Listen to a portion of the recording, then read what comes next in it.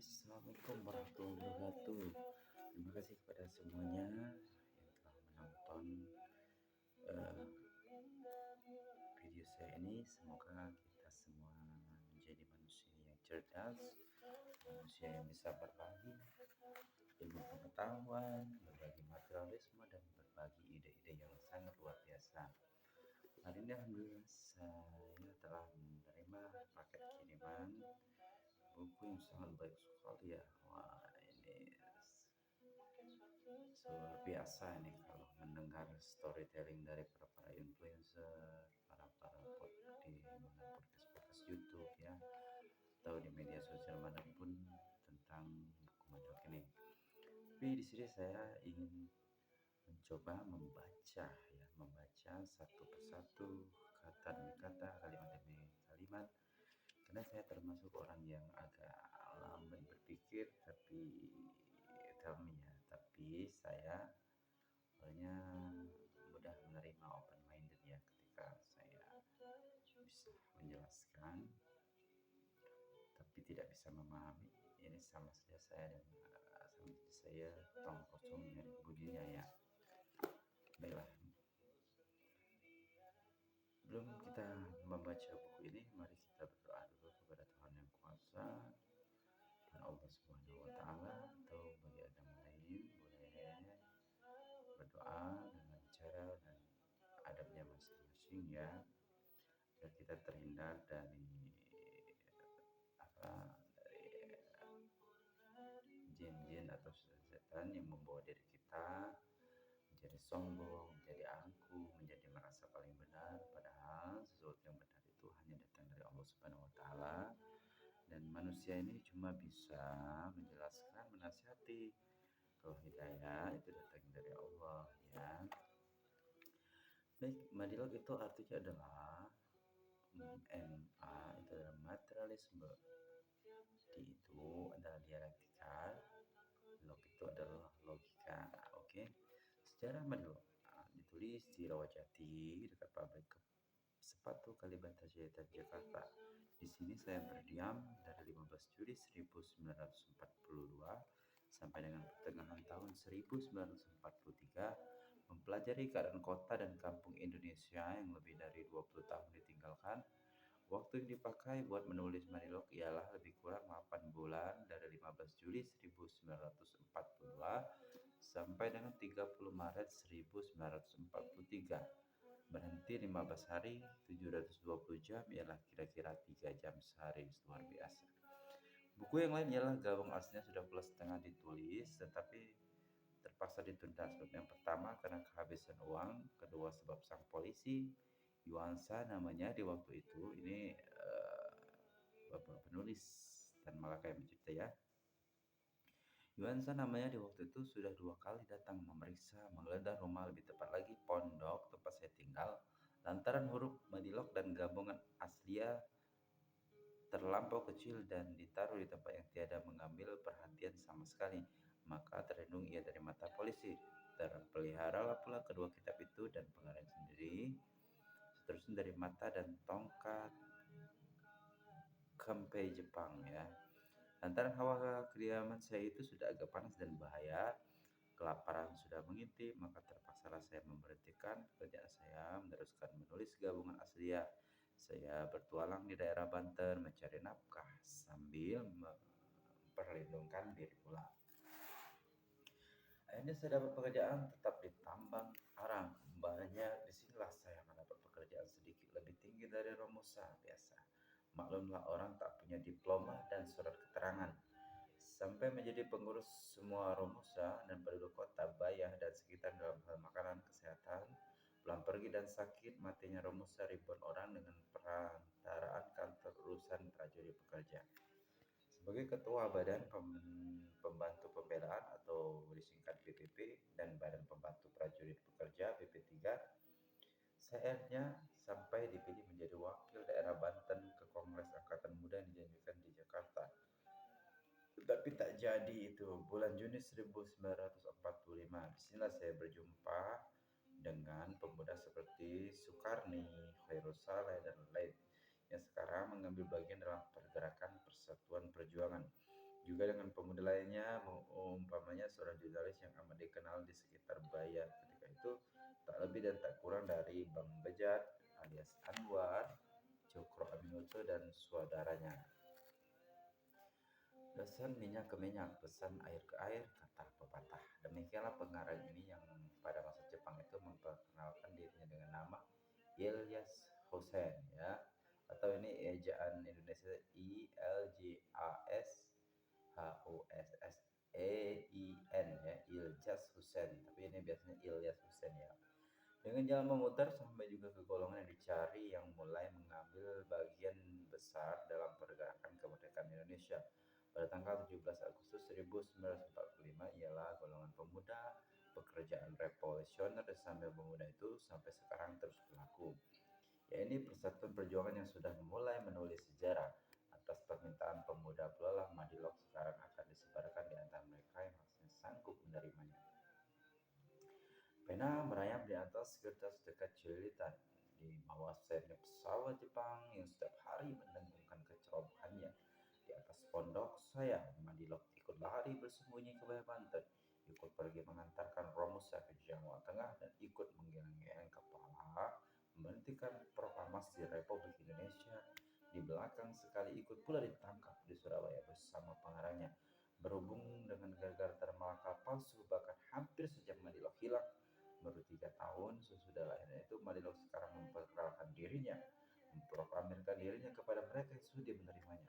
Mereka yang sudah mendapat minimum latihan otak, berhenti lapang dan sesama, serta akhirnya berkemauan keras membuat memahamkannya. Tan Malaka Lembah Bengawan Solo, 15 Maret 1945. 1946, sorry ya. Jadi itu sejarah Madilog di buku ini halaman 4 sampai dengan 5, ya. Kemudian kita ke halaman 6, pendahuluan iklim. Mokojobi 15/6/2602. Tanggal ofisial kini. Waktu saya menulis Madilog dalam perhitungan Tuhan yang sekarang sedang jatuh dari tahta pemerintah Indonesia itu bersamaan dengan Donderdag, Juli 15 1942. Murid bangsa Indonesia yang bersekolah Arab dekat tempat saya menulis ini menarikkan pada hari Kamis 9 Rajab 1362 Hijriah, ya. Semua itu memberi gambaran bahwa Indonesia sebenarnya belum bertanggal berumur sendiri. Indonesia tulen belum timbul dari tenggelamnya berabad-abad itu. 11 Juli 1902 1942 petang, saya sampai di Jakarta. Saya meninggalkan Tawak Betong pada 7 Juli. Rupanya sama dengan tanggal Insinyur Soekarno meninggalkan Palembang. Tetapi ada perbedaan. Kapal yang saya tumpangi cuma perahu layar tak lebih dari 4 ton, tua dan bocor walaupun namanya merdu bunyinya Sri Ronyat. Perahu layar ini sama sekali menjadi permainan angin saja. Kalau angin dari belakang, majulah dia. Kalau dari muka, berlabuhlah dia. Walaupun dekat karang, kalau dia tak mau dibalikan kembali atau ditenggelamkan, kapal Insinyur Soekarno kabarnya ditarik oleh kapal motor Jepang. Sebab itu, walaupun sama waktu berjalan dan saya 2 kali lebih dekat dari Insinyur Soekarno ke tempat yang dituju, saya 2 kali selamat di jalan baru sampai.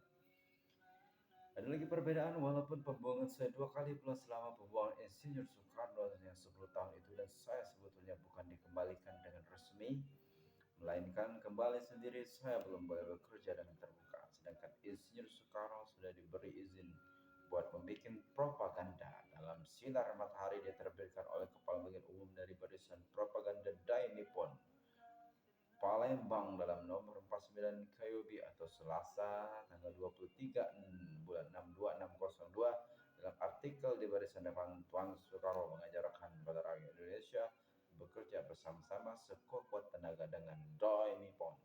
Sebab hanya dengan bekerja bersama-sama dengan Nippon, kita akan dapat mencapai cita-cita Indonesia Raya dalam lingkungan Asia Raya. Senin 13 Juli, jangan takut sama angka 13. Insinyur Soekarno berjabatan tangan dengan Dr. Andes Muhammad Hatta, pemimpin nasionalis Indonesia yang setingkat tingginya dengan Insinyur Soekarno. Sama-sama cerdik, pandai, terpelajar, berani, tahan, dan rela menderita kesukaran hidup, ya ini sampai Jepang masuk. Di samping gambar tertulis Insinyur Soekarno dan Dr. Andes Muhammad Hatta sebagai pengakuan bekerja bersama-sama guna masyarakat. Dengan hampa tangan saya cari tulisan kedua pemimpin tadi yang bersangkutan dengan persoalan bagaimana satu bagaimana tata negara Asia Raya, dua bagaimana kedudukan Indonesia dalam Asia Raya cetakan militer Jepang itu, tiga bagaimana tata negara Indonesia merdeka sendiri, empat, lima ad infinitum ya ini tidak berhenti seterusnya kesimpulan. Kedua, pemimpin nasionalis sudah mulai menjalankan cita-citanya ialah di bawah ujung pedang samurai ya di bawah Nippon tadi. Akhirnya perbedaan yang ketiga, sedangkan kedua pemimpin tersebut disambut dengan kegirangan oleh pengurus secara resmi seperti Beber, barang-barang, catatan editor, dan terkenal tinggal di lubang yang dibikinnya di bawah air itu. Saya masuk mesti memakai segala anggota keawasan yang memang sudah terlatih dalam pelatihan yang lebih dari 20 tahun lamanya. Apabila kelak sudah pasti bahwa golongan kelas yang saya pertahankan selama ini boleh menjalankan haknya, maka barulah kelak saya akan meninggalkan sarang. Tetapi sarang sekarang memang lebih baik tempatnya dari yang sudah-sudah letaknya tidak lagi di Tiongkok atau di tepi tapal batas jajahan Belanda. Walaupun di Indonesia juga seperti 4 tahun yang lalu, tapi di tengah-tengah rakyat dan kaum yang terbentuk badan dan mukanya dengan saya dan yang saya bisa mengerti perkataan dan tingkah lakunya. Tetangga saya tidak lagi cerewet mencampuri siapa saya dan dari mana saya datang sebab bentuk badan, muka, dan bahasa semuanya sama. Dari sini saya bisa mempelajari sikap dan perbuatan tentara Jepang serta sikap dan perbuatan pemimpin Indonesia Raya dalam lingkungan Asia Raya. Tetapi saya tidak boleh mengharapkan lebih dan mempelajarinya saja. Saya kenal rakyat jelata Jepang di masa damai mereka tahu membedakan yang buruk dengan yang baik tentang hal yang datang dari barat. Mereka bersifat berani dan berlaku ramah tamah terhadap bangsa lain, tetapi tentara Jepang yang sekarang mengawas musuh dengan pedang terhunus dan sering hilang kesabaran terhadap kaum pekerja bangsa Indonesia adalah satu organisasi yang patut diajak berembuk tentang politik yang berdasarkan keproletarian.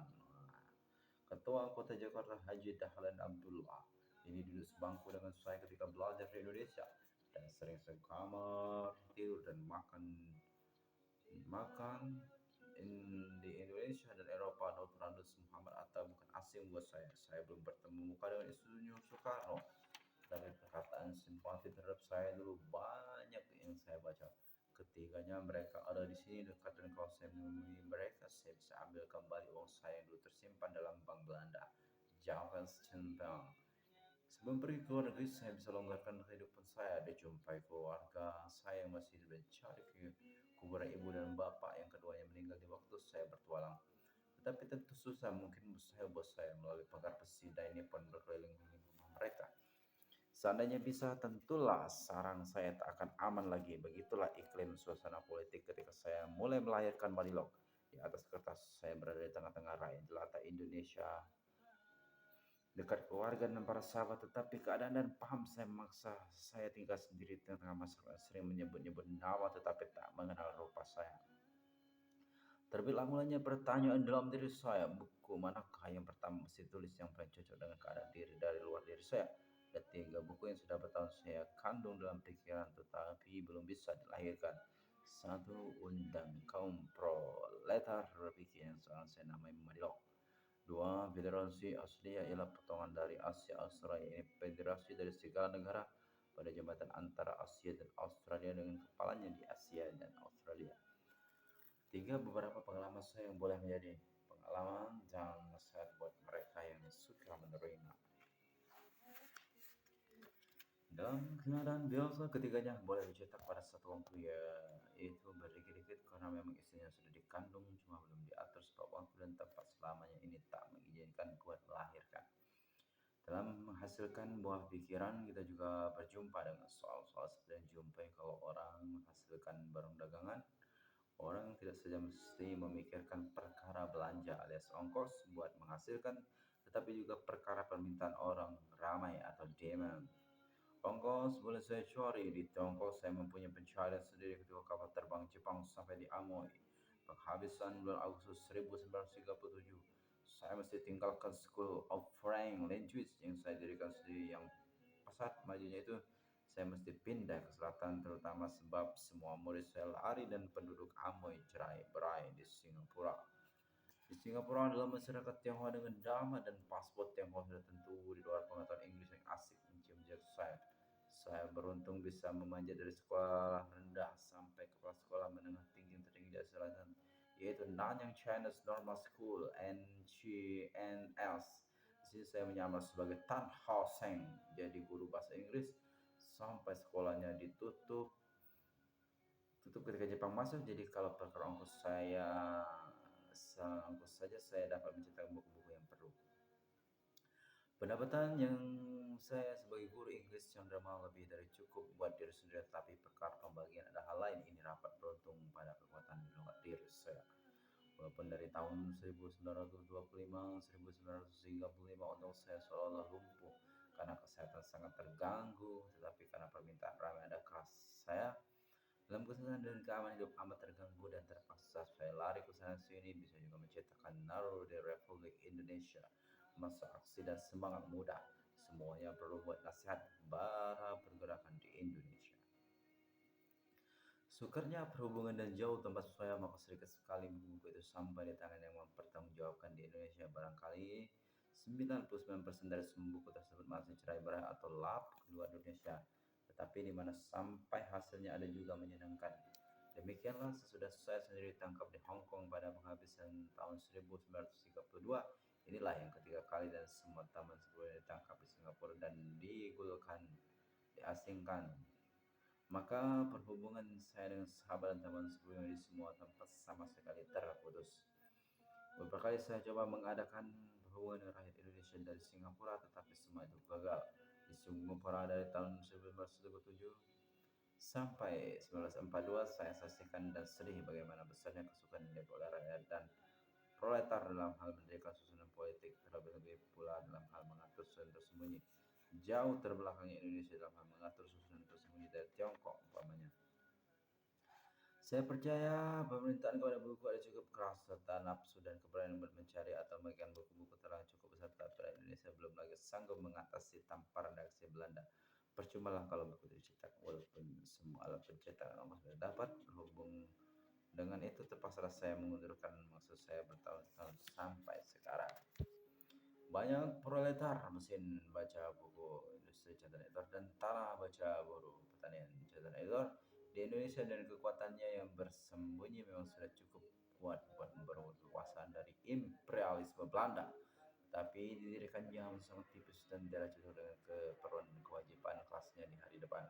Mereka kekurangan pandangan dunia, Welton Sound, kekurangan filsafat. Mereka masih tebal diselimuti oleh yang membuat akhirat dan tahayul sendiri. Mereka tidak kekurangan besar, mereka masih tebal diselimuti ilmu membuat akhirat dan tahayul campur aduk. Mereka sedang atas kekuasaan kelasnya, belum insaf sendiri bahwa tak dengan pertolongan proletar mesin semuanya percobaan buat berebut dan bentuk Indonesia mereka adalah perbuatan sia-sia belaka. Dan 20 tahun dulu saya sudah yakin akan kekuatan kaum proletar yang sembunyi itu, kini tidak kurang, malah lebih yakin dari itu.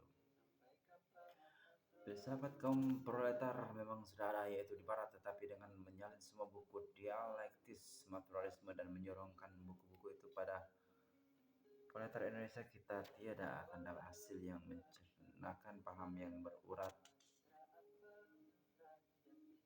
dan tumbuh pada masyarakat Indonesia dalam hal iklim, sejarah, keadaan jiwa dan idamannya. Proletar Indonesia mesti setidaknya dalam permulaan ini mempunyai pembacaan yang berhubungan dengan pahamnya sekarang, pembacaan yang kelak bisa menjadi jembatan kepada filsafatnya proletar barat. Saya percaya otak Indonesia sekali lebih terlatih dari saya dan pena yang lebih tajam dari pena yang berkarat-karat tiada dipakai lebih dari 10 tahun, bahkan akhirnya ada ahli bahasa Indonesia yang bisa lebih tangkas merebut jiwa dan semangat Indonesia dari bahasa saya yang terpendam di luar negeri dan lebih dari setengah umur saya. Tapi karena otak, pena dan bahasa semacam itu saya belum lihat keluarnya, maka terpaksalah saya mempelopori, dan itulah saya berharap akan hati lapang dan sikap memperbaiki dari pihak umum kalau jumpa dengan kesalahan. Ini sampai situ dulu, sampai halaman 10. Semoga kita bisa menyambung kembali ya di 20 menit ini. Assalamualaikum.